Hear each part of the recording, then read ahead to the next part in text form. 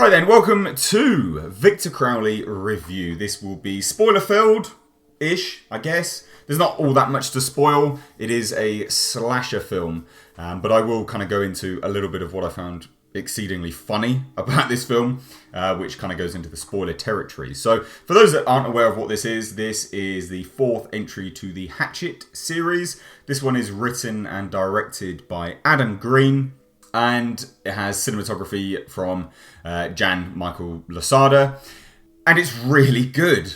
First and foremost, I always kind of say, should you go out and watch this film? This is direct-to-video, so should you download it? Should you check it out, get it on DVD, all that good stuff? Yeah, absolutely. Hell yes, you really, really, really should.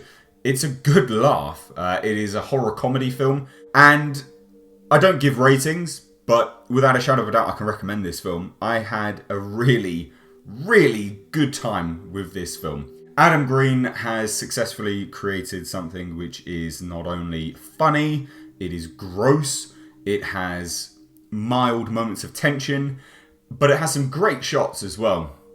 If you're looking at this film from a kind of technical perspective, it does actually have some really good technical shots.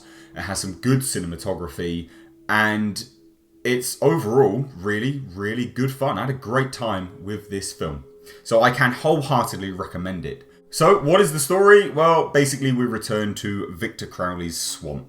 Main focus is two groups of people that coincide with one another. One is looking to make a film out of Victor Crowley and the kind of myth and legend, and the other are looking to make a bit of a TV show. One of them is a surviving victim of Victor Crowley anyway, of a previous incident. So one group, the TV show, is on a plane goes down, and the other group is in the swamp already, and they mistakenly resurrect Victor Crowley. And it's the group that are looking to make a movie, which accidentally resurrects him because they are trying to recite the voodoo curse that led to his creation initially. Plane goes down, the movie making group go off to obviously try and help because they obviously know that the plane's gone down, and they coincide with one another, and murderous comedy ensues. And I will say this, what they've managed to do here is create something which is very, very funny.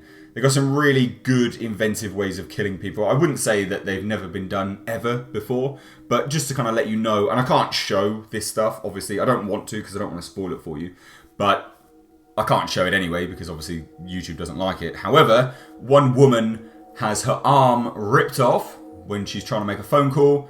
The arm then gets shoved up her vagina and out of her mouth. And then obviously one of the other characters says, well, she's just fisted herself. And that is the level that we're on here. It is funny and grotesque, and it is everything that a movie probably shouldn't be, but it works, and it's really, really good fun time. And the acting is pretty solid all round. Make no mistake, they're not going to win awards at all, but the acting is reasonably good. It's a good time. They know what they're doing, they know what kind of film they're in, and they embrace it. And although, like I say, they're not going to win awards, all the performances are fairly believable for this kind of genre of a horror film. And although they're not going to win awards, this movie is very, very well made. They know what they've made here. They made a B-movie-esque horror comedy. And everything about it absolutely works. It doesn't take itself seriously. It embraces what it does, but it does it in a really, really good way. I can wholeheartedly recommend this film. And I highly doubt you would watch this film and have a bad time. You obviously have to like this type of film, though, obviously. But it is very, very good fun. I didn't go into this with any level of expectation at all, but I came out of it having a really, really good time. And I was engaged as well. The performances are such that you are somewhat engaged. Like I say, you're not looking at it as Oscar-winning performances, but you're not remotely bored and you're not removed from the film and thinking, oh, this is a film. You are actively engaged in the film and pleasantly enjoying the experience. I would have liked to have seen this on a big screen. I don't think it's hugely deserving of a big screen theatrical release, but it's definitely no worse than, say, the Winchester movie, which I saw, just last week. That movie was abysmal. And if I could have chose to watch this or that, I would have watched Victor Crowley on the big screen, because I would have had a much better movie-going experience. And it's a shame that these kind of movies don't get put on the big screen, because they have their place, and I know that they can't always, fund wide releases and these kind of things, but this is a movie which, you got some popcorn and really good speakers, great screen, and good company. I think the whole theatre would have had a really good laugh at this film.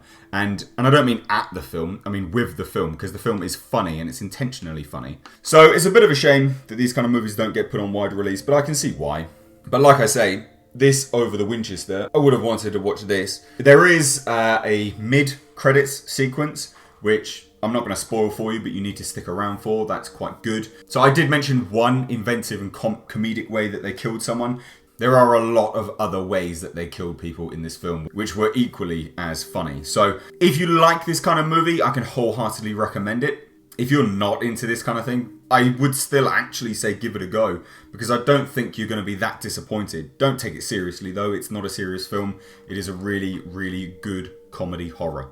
Well done, Adam Green. You successfully wrote and directed a great fourth entry to your franchise. I think you should get a really good pat on the back, because this was absolutely great. You obviously don't need my praise because I'm a nobody to you, but genuinely, I went into this with zero expectations and was hugely, pleasantly surprised. So, check this movie out if you haven't already. It was released today. If you have checked it out, then obviously give me your opinions down below in the comment section, because I would be keen to know whether you had as good an experience as I did, or whether you were not very impressed at all. I would be surprised if you didn't enjoy it, but if you have seen it, then please do let me know down below in the comment section. And if you haven't seen it, are you going to go out and see this? Do you like the Hatchet movies? Do you think this is going to be a good entry to the Hatchet movies? And that's one of the questions I would say to those that have actually seen it, because myself, I haven't seen the other Hatchet films. I went into this as my first Hatchet movie and absolutely loved it. So this is a movie which has probably encouraged me to go and watch the other Hatchet films as a result. So those that are familiar with the franchise on a whole, do you think this is a worthy entry from Adam Green in his franchise, arguably now, because obviously this is the fourth movie in. So as always guys, if you enjoyed this review, give it a big thumbs up. I have some other reviews on my channel, namely, well, the latest being Hellraiser Judgment and Cloverfield Paradox. Please do go check them out. I'll probably link them at the end of this video. As always guys, I've been Mr. H. Until next time, I will catch you in the comment section.